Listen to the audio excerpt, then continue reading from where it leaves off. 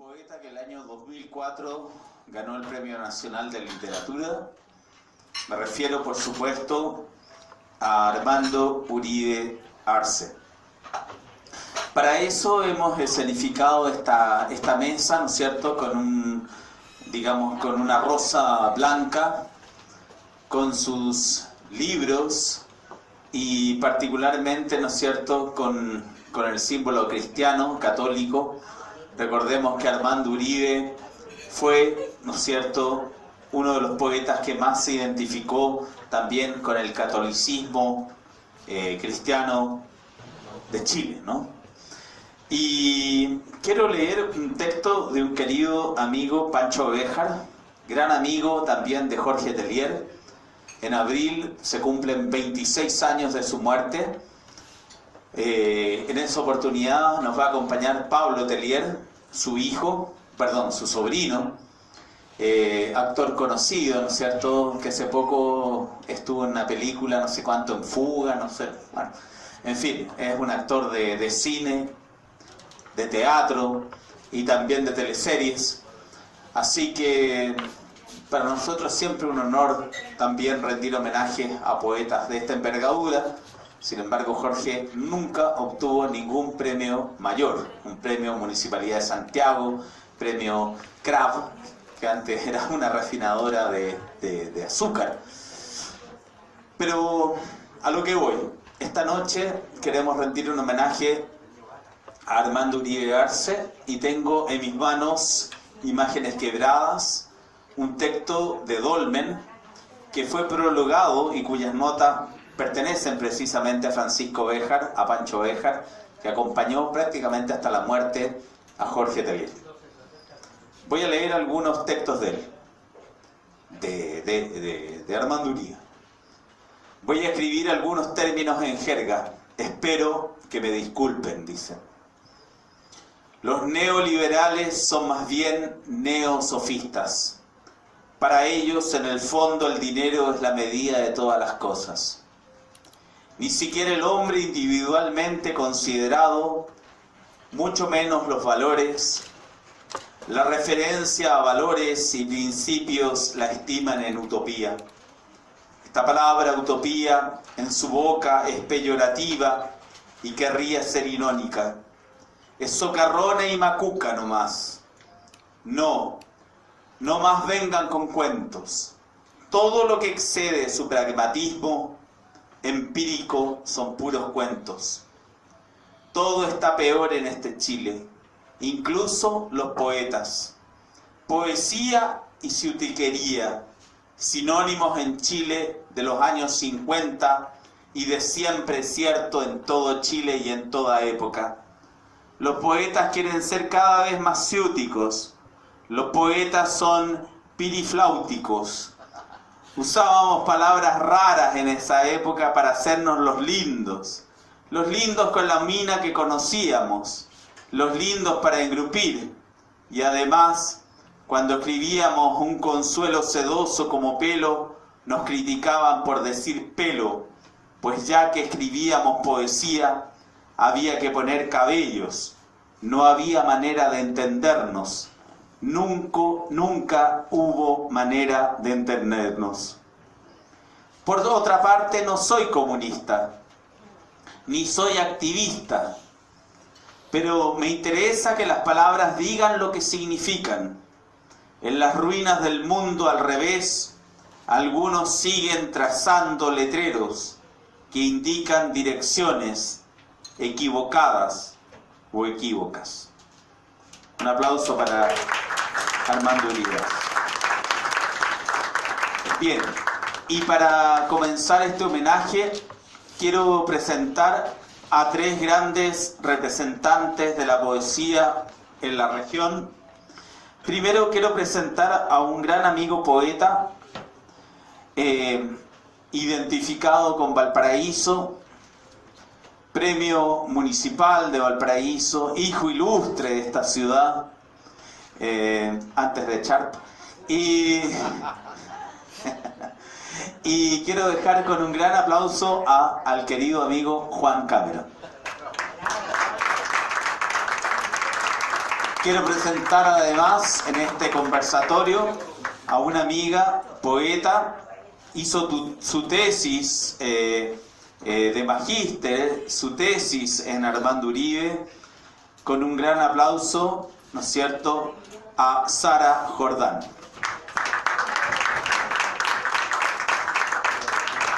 Y finalmente quiero dejar a otro poeta, ¿no es cierto?, identificado con la obra de Uribe, pero más que identificado con su obra, identificado con su propio verso, con la poesía porteña. Un gran aplauso para Enrique Moro, para quien también pido un gran aplauso, por favor.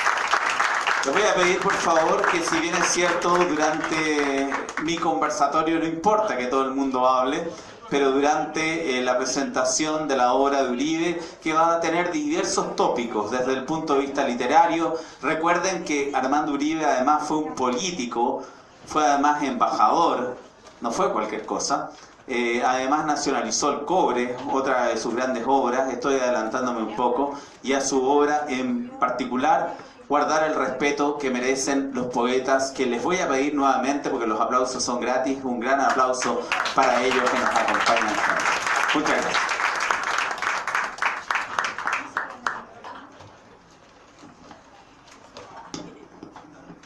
Va a partir Juan, porque vos Buenas tardes, gracias por la oportunidad. Voy a comenzar con una cita de Armando Uribe que dice: terminamos. Este ensayo es de literatura y no de lingüística, ni psicología, ni psicoanálisis. Como dice en El secreto de la poesía, publicado el año 2001 junto a El fantasma de la sinrazón, por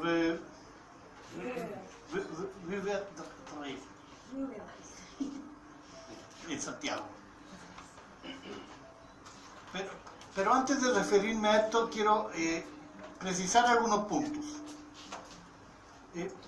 Primero, a mí me parece que es muy difícil hablar de alguien, de retratarlo con palabras propias, cuando nada se conoce de nadie, salvo por la palabra escrita. Y esta es precisamente su obra.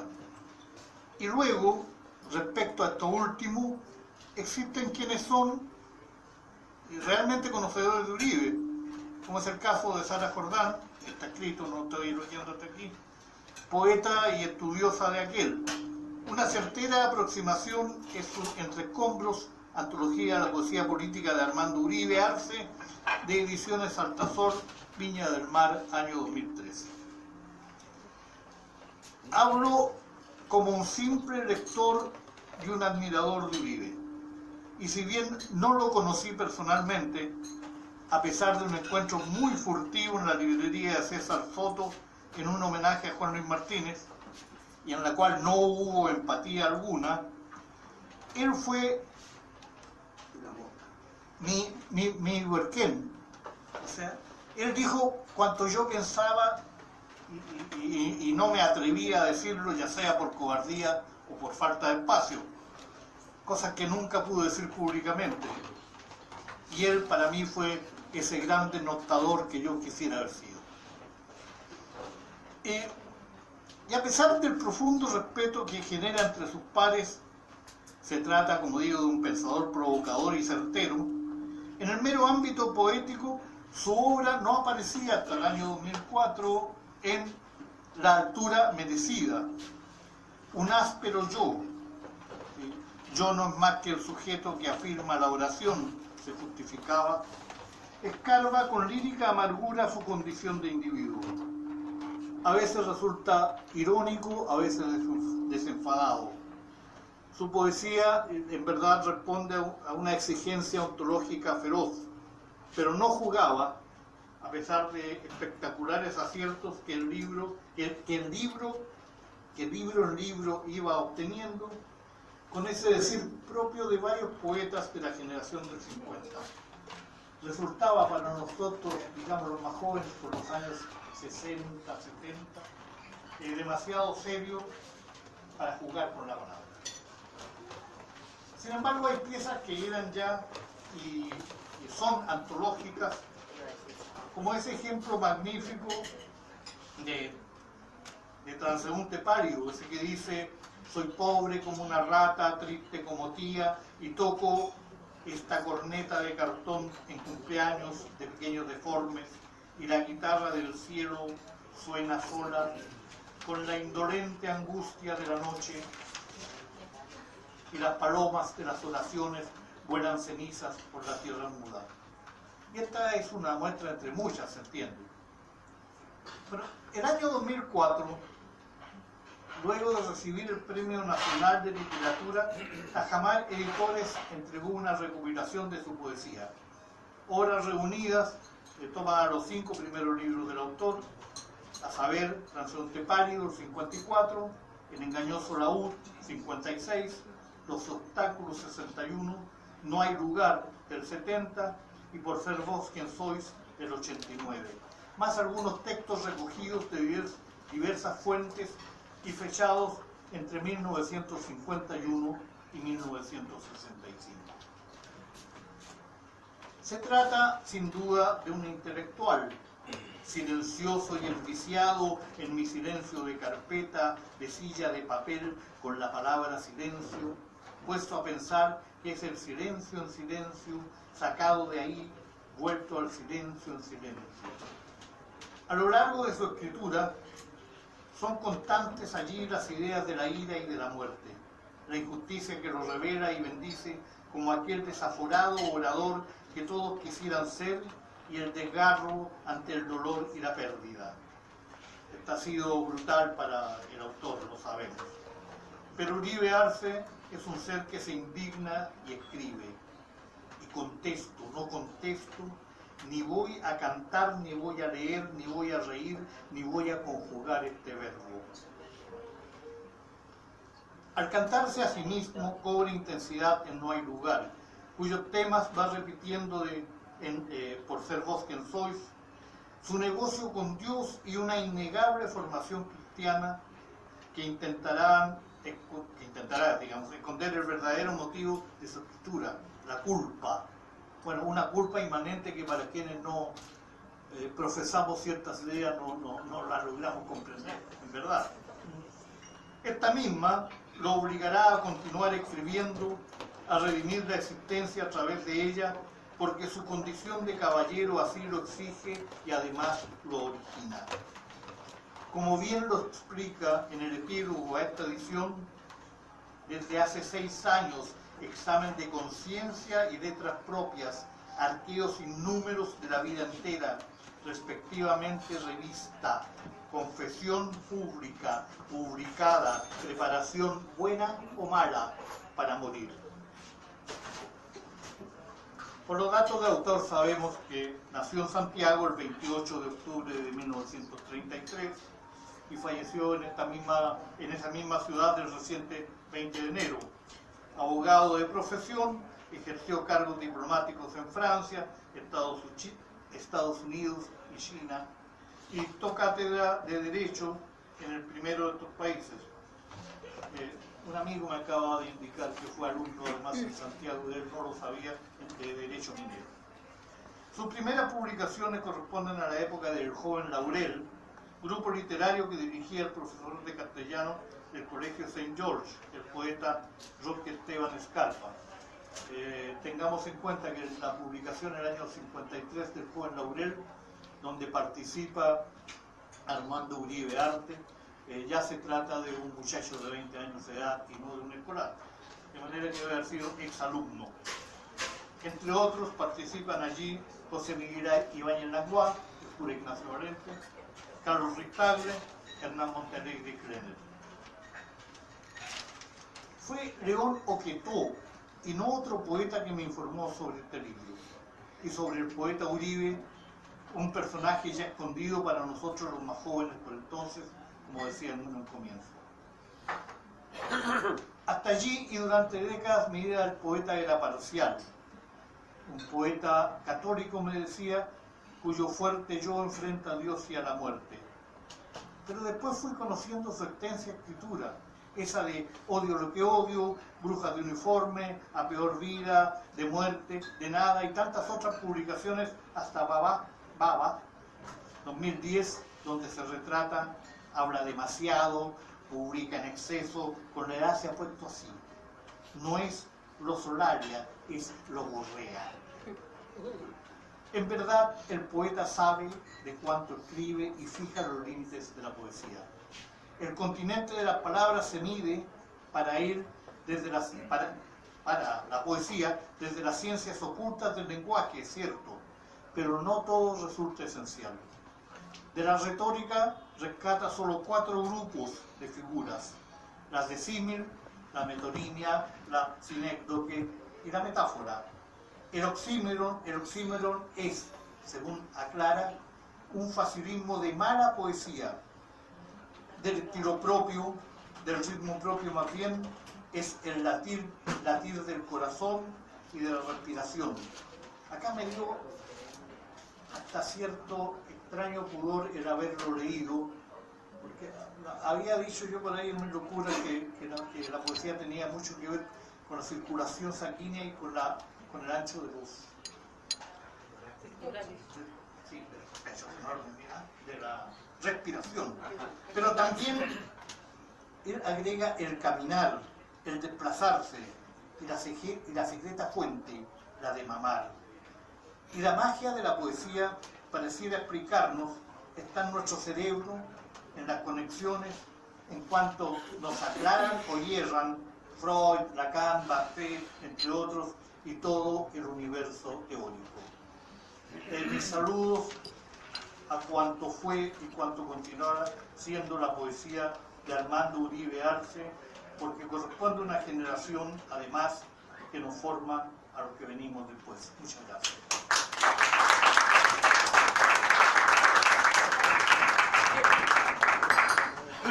Yo te voy a referir a una parte nada más que a mí me interesa recalcar, pero también recomendaría este libro que terminé de leerlo, que me regalaron, que se llama La vanidad de la soberbia.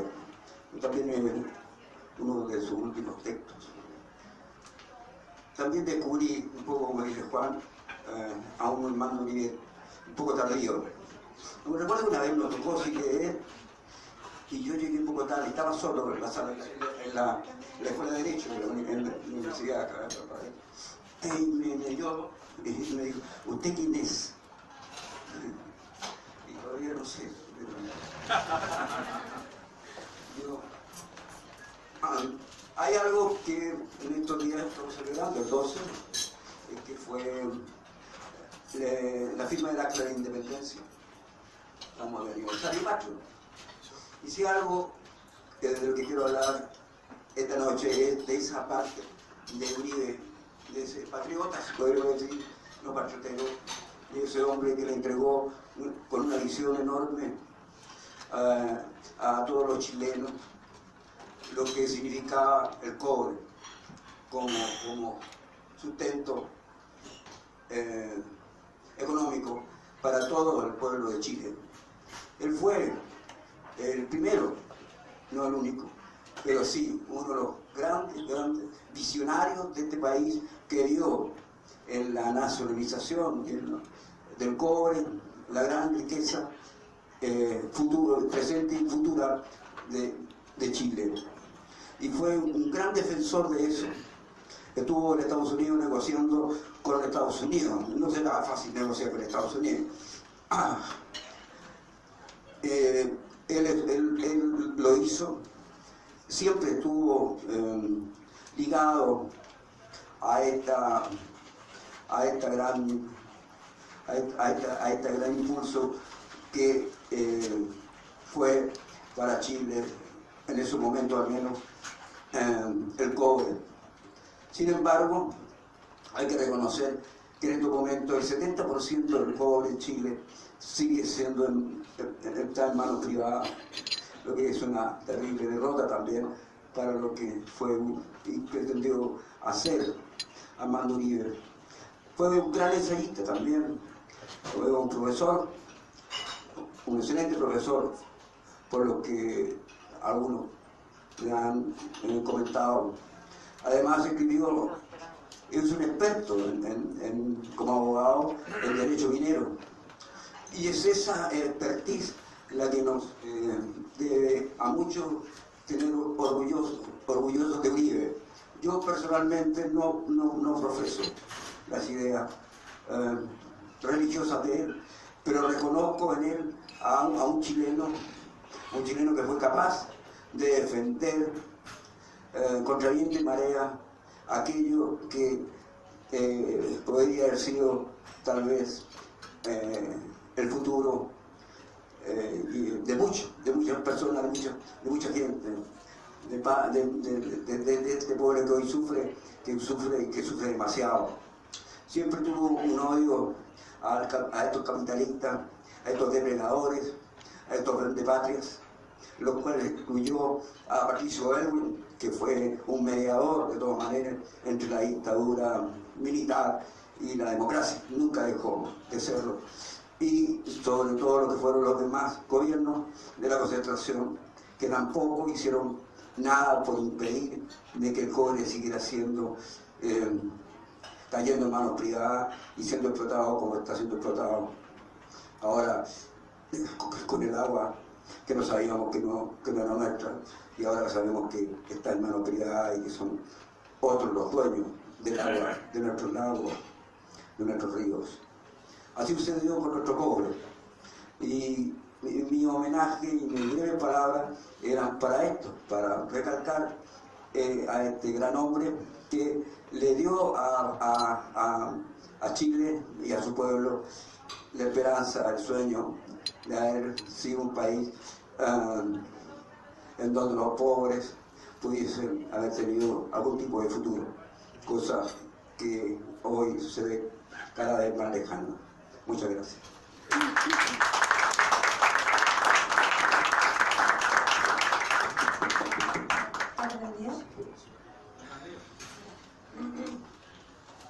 No alcanzo.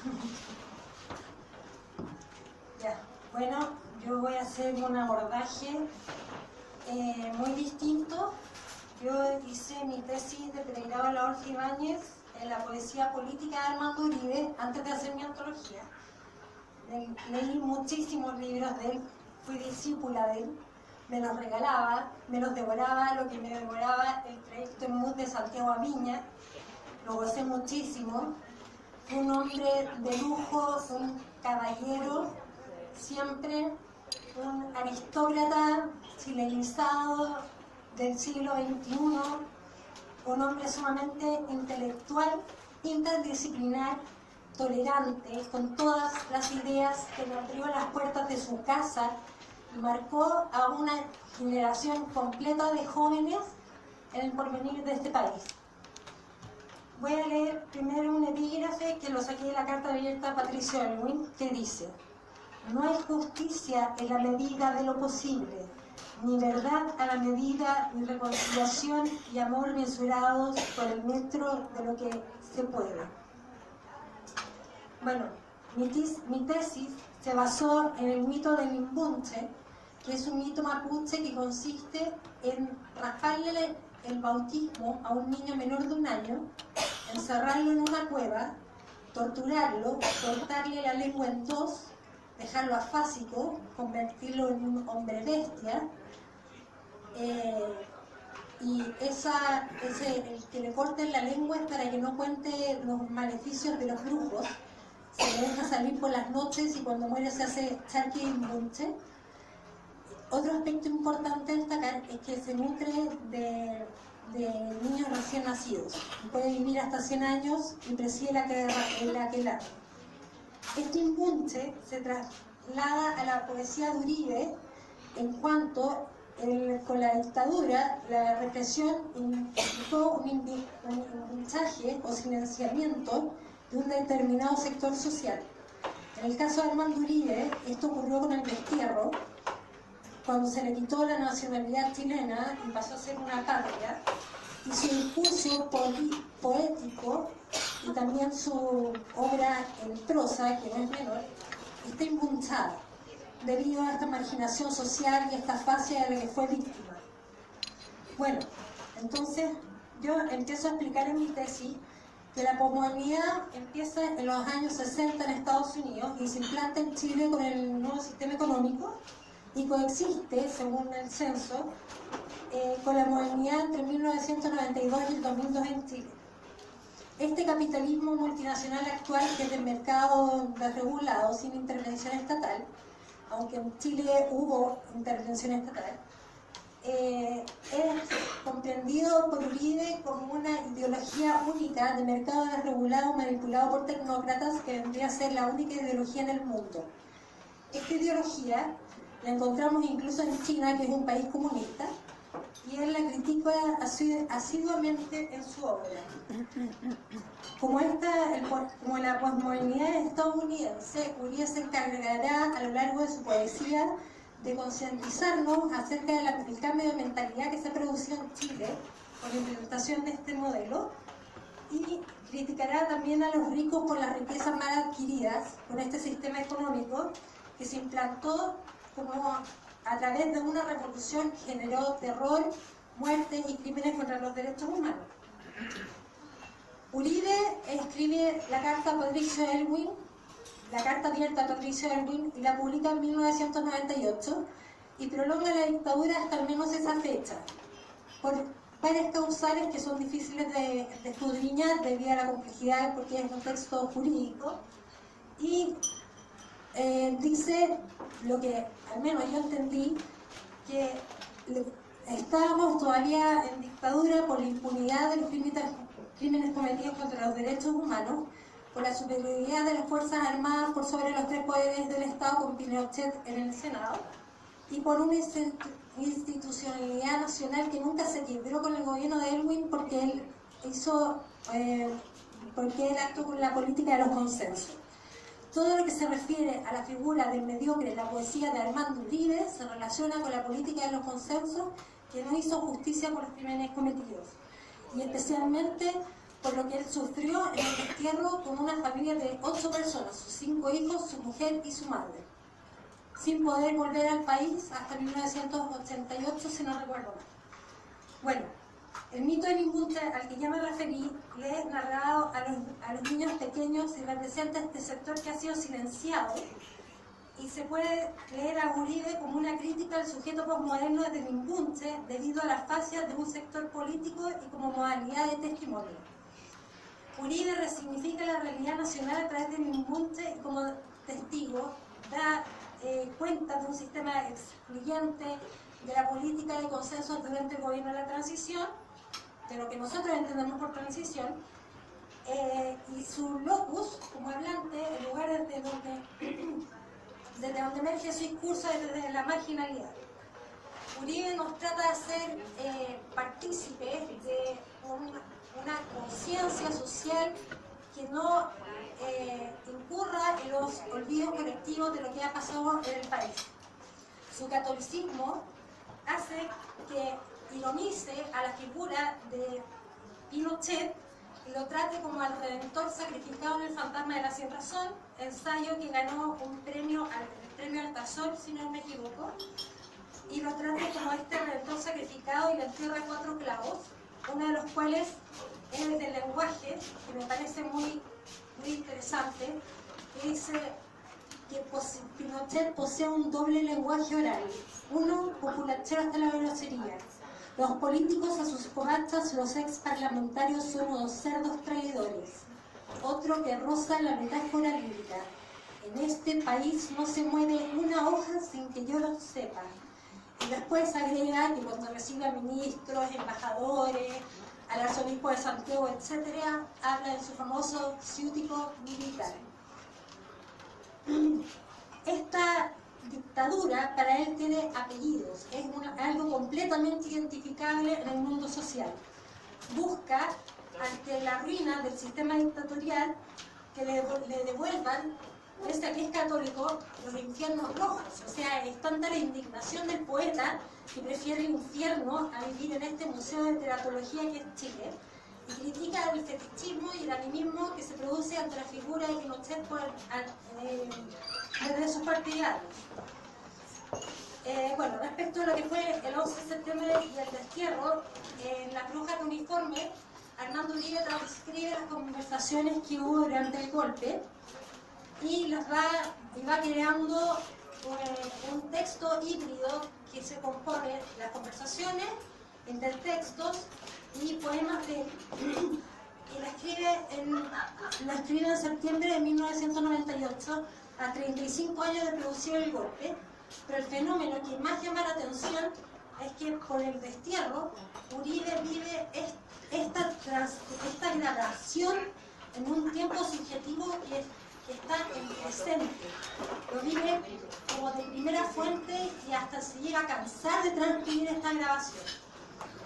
Bueno, y el exilio fue, digamos, lo más duro, porque él dice que cuando estaba en Pekín y fue desterrado, se acabó su vida. O sea, con el destierro para Uribe se acabó su vida, y aparecen en el diario de su destierro trenes inconducentes, angustia, dice que tiene un estómago moral como la náusea de Sartre, dice que no se encuentra a sí mismo en las tinieblas existenciales, duda de su catolicismo, tiene una crisis matrimonial, o sea, todo está enrevesado.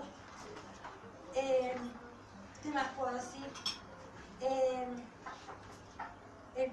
Su poesía está imbunchada. ¿En qué sentido? En que él, por ejemplo, dice: se felicitan los mediocres, se dan las manos, se las lavan en unas tinas cargadas con sangre. Nos está hablando de la política de los consensos y al mismo tiempo está creando una metáfora brutal, y más encima compara a los políticos golpistas con los nazis. O sea, hace unas relaciones que para mi trabajo como tesista tuve que citar y citar porque no podía poner semejantes paralelismos de manera irresponsable. O sea, tenía que ser seria con mi trabajo. Yo quiero leerles ahora, bueno, en eso consistió mi tesis. Lo que quiero decir es que Armando Uribe, para mí, voy a leer cómo empieza esta antología, porque creo que es la mejor manera que tengo de despedirme de él. Dice: sin desear expresar aquí lo que sería formalmente un extenso recorrido para situar a este autor, un autor que ha sido tan solicitado por los medios de comunicación, un escritor sumamente intelectual y tan contestatario respecto de la política chilena e internacional, me gustaría expresar que una de las condiciones que Uribe se propuso al comienzo de nuestra amistad, que comenzó hace 9 años, o sea, hace 16 años, consistió en no hablarme de política. Todo esto que yo les acabo de contar acerca de la poesía de Uribe y la prosa de Uribe vino del fruto de este intercambio de libros, de esta relación de maestría, de esta amistad tan grande que teníamos nosotros. Les quiero leer unos fragmentos de su obra, del criollo su destierro, para cerrar el tema del destierro. Dice: seré pueril que me cuesta poco, 22 francos el papel, tiempo me sobra, y la vergüenza leerme, que tú, lector, me leas ser un payaso fementido y fome. Adelante, palabras. Pienso en mí, desterrado 50 años después y no menos irrisorio, y lo compadezco, los compadezco, aunque seguramente si fuéramos contemporáneos no me interesaría saludarlo.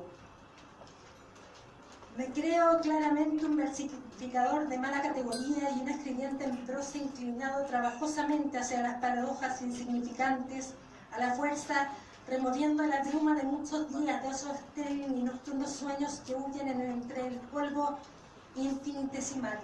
Lauchas, tal es el infinito para mí.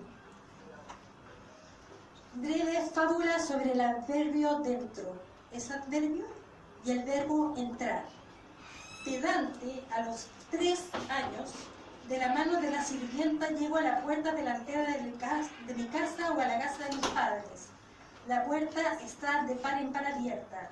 «Dentre, pues, niño», me dice la empleada mientras me detengo inmóvil ante el umbral. «Dentre, pues, porfiado, moledera». No me muevo incrustado como una piedra frente al hueco. «Ya, pues». «No puedo», le contesto. Hay una D por delante. Bueno, y finalmente respecto de su catolicismo, vemos que hay un desconcierto ante las atrocidades cometidas en el país durante el régimen militar. La misma crítica que ya les mencioné que hacía el fantasma de la sinrazón al fetichismo y al animismo de la figura de Pinochet, que se quedó bien en manifiesto el día de su muerte en 2006. Le critica también a Pinochet su pertenencia a la masonería, lo critica por tener un catolicismo tosco, critica a los mediocres, al rey de los ratones, que sería Pinochet, porque hay un fenómeno del rey de los ratones que tiene ratones amarrados a las colas, y el resto de los ratones serían sus partidarios. Entonces cada vez que dice la ratonera se refiere al sistema que ampara a los partidarios de Pinochet, se refiere a los ratones como los partidistas de Pinochet. Y dice que Pinochet es un símbolo internacional de pulsiones inconscientes e irracionales en el fantasma de la sinrazón, y el secreto de la poesía, que son dos ensayos conectados por el tema del inconsciente. Y por último, me gustaría, para no alargarme tanto, observar que ve a Chile como un museo de teratología, que se diría como el estudio de los monstruos por el símbolo de Minbunte, critica la adoración al berraco de oro de los ricos y de los favorecidos por el régimen capitalista, el blanqueamiento histórico, y realza la afasia de un sector político. No pertenecemos al país donde estamos, esta no es Norteamérica, y sin embargo hay edificios de Wall Street.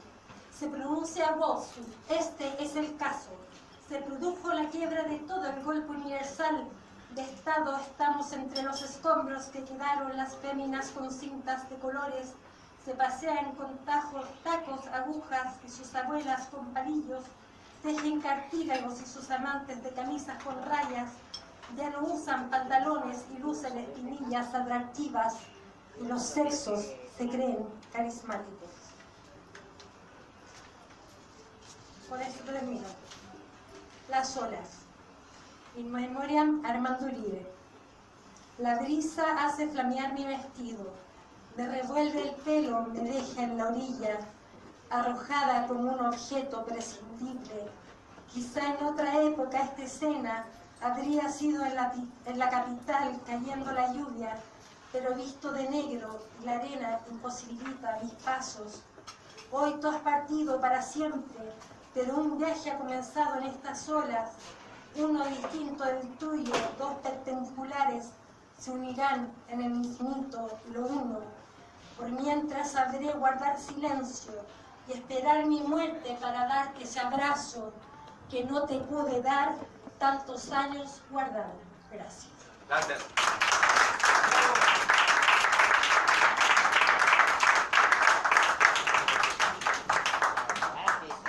Bien, un gran aplauso para Sara Jordán, para Juan Cameron y por supuesto para Enrique Moro, que han participado de este conversatorio. Se nos olvidó que las diapositivas, todas las portadas de los libros que encontramos con Uribe, la hizo Daniela Jara Odar, una diseñadora gráfica que trabaja en Santiago, la queríamos mencionar porque hizo un muy buen trabajo. Otro gran aplauso, por supuesto, para la diseñadora y para toda la gente que ha participado esta noche en este primer gran homenaje a quizás uno de los poetas más importantes que ha dado la generación del 50, como fue el tremendo Armando Uribe Arce. Otro gran aplauso, por favor, para los poetas y particularmente para Armando Uribe Arce.